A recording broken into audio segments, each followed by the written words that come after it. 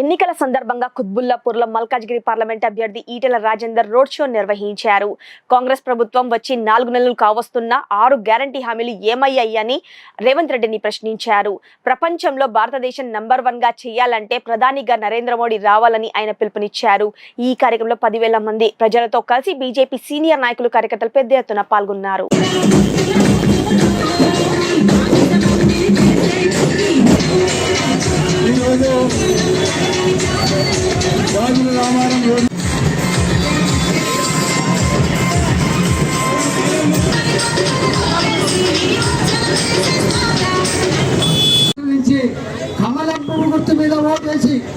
కమలం పువ్వు గుర్తు మీద ఓటేసి గెలిపించాలని చెప్పి విజ్ఞప్తి చేస్తూ చదివించుకున్నా.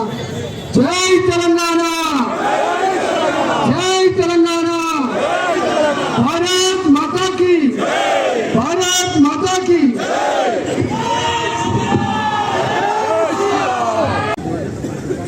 మే 13వ తారీఖు నాడు